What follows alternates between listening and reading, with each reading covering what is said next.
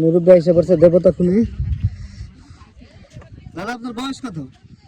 82 হবে। আলহামদুলিল্লাহ 82 বছর বয়সে পাহাড় পাড়ি দিয়া মুরব্বী আমাদের দাদার বয়সী হবে চলে আসছে। সবাই ঘুরতে আসেন।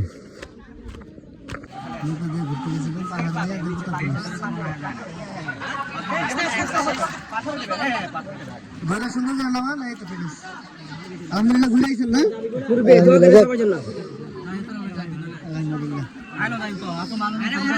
খুব খুশি আপনার মনে বললো অনেক। আলহামদুলিল্লাহ